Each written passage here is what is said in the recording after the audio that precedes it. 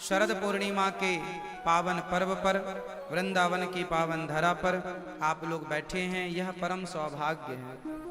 आज मान्यता यह है कि रात्रि को खीर बना करके कुछ देर के लिए छत में रखी जाती है, खुले आसमान में रखी जाती है, और जो जड़ी बूटियों में जो शक्ति होती है, जितना, अच्छा बताओ, सूर्य से क्या मिलता है? सूर्य से हमें कौन सा विटामिन मिलता है? विटामिन डी हमें कहां से मिलता है?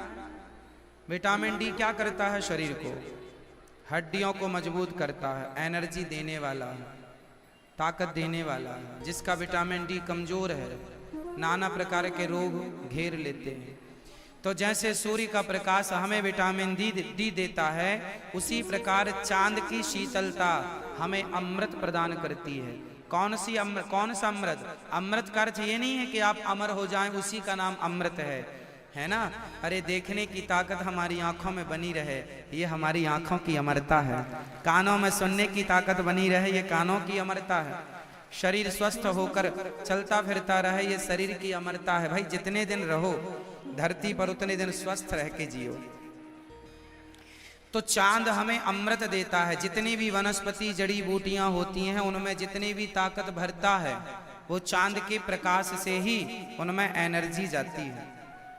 इसलिए ये मान्यता हमारे सनातन धर्म की है कि पूर्णिमा के दिन जो खीर बनाकर हम खुले आसमान में रखते हैं, तो जो चांद की पॉजिटिविटी है वो जाकर खीर में मिलती है, और वह खीर प्रसाद रूप में खाने से स्वास्थ्य लाभ होता है ना। स्वास्थ्य लाभ होता है, स्वास्थ्य ठीक होता है।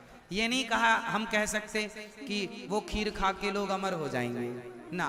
हमारी मान्यता ये है कि चांद तो ऑलरेडी अमृत बरसाती है। चांद का प्रकाश जो है वह अमृत ही है। पानी क्या है अपने आप में, ये बताओ, पानी क्या है?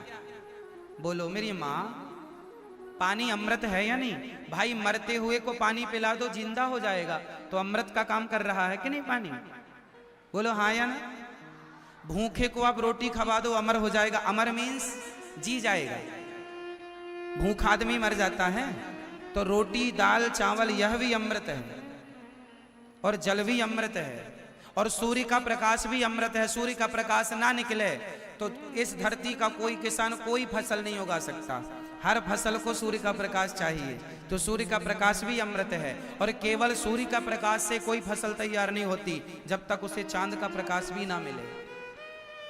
चांद की शीतलता भी तो चाहिए। तो कुल मिलाकर के चांद जो है ये जल अमृत है, भोजन अमृत है, सूर्य का प्रकाश अमृत है। चांद भी एक अमृत देने वाला है ना। एक चांद जो अमृत प्रदान करने वाला है, खासकर पूर्णिमा, पूर्ण रूप से खिला हुआ चांद, पूर्णिमा का चांद। और चांदों से देखो, पूर्णिमा तो हर महीने आती है, पर हर महीने की पूर्णिमा में और शरद पूर्णिमा में अंतर होता है।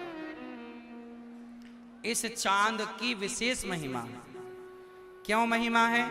क्योंकि गोविंद जब बांसुरी बजा रहे थे तो शरदोत्फुल्ल मल्लिका वीक्षरन्तु मनश्चक्रे योग माया मुपाश्रिता, गोविंद की अधरों से निकला हुआ अमृत भी चांद ने ग्रहण किया। अरे चांद भी अमृत यदि बरसाते हैं तो वह भगवान से लेकर के बरसाते हैं। तो गोविंद ने आज के दिन ही चांद को अपने अधरों का अमृत पान कराया था बांसुरी की धुनी से, बांसुरी की धुन से। भाई बांसुरी जो सुना ना गोपियों ने, निशम्य गीतम तदनंग वर्धनम ब्रजश्रिया कृष्ण गृहीत मानसा, तो गोपियों ने सुना तो कान में अमृत सा चला गया। तो चांद ने भी सुना, तो चांद को भी वह गोविंद की बांसुरी का वह शब्द रूपी अमृत प्राप्त हुआ, सुर रूपी अमृत प्राप्त हुआ। और वही चांद भगवान ने कहा कि जो अमृत हमने तुम्हें आज दिया है वो हर पूर्णिमा को, शरद पूर्णिमा के हमारे भक्तों को लुटाते रहा करो, बरसाते रहा करो। इसलिए आज के चांद की महिमा अन्य चांदों से, अन्य पूर्णिमाओं से विशेष महिमा। आज के दिन गोविंद बांसुरी धारण करते हैं बिहारी जी, तो महिमा तो विशेष है। आज के दिन ही बड़े उत्सव लोग अपनी शरद पूर्णिमा बड़े धूमधाम से मनाते हैं। इस बार तो शरद पूर्णिमा मनाने के लिए वरुण देवता भी आए हैं, खूब झमाझम चल रहा है सवेरे से। तो ये शरद पूर्णिमा मनाने बिहारी जी के दर्शन करने आज वरुण देवता भी पधार रहे हैं, है ना। तो आप सभी को शरद पूर्णिमा की बहुत बहुत शुभकामनाएं। आपका जीवन मंगलमय हो, भगवान की पावन कृपा आप पर, आपके परिवार पर सदा गोविंद की कृपा बनी रहे। आपके जीवन में भी भक्ति अमर हो जाए, आपकी भी भक्ति अमर हो जाए, आपका ज्ञान अमर हो जाए, आपका भगवत प्रेम अमर हो जाए, यही प्रार्थना करूंगा गोविंद से।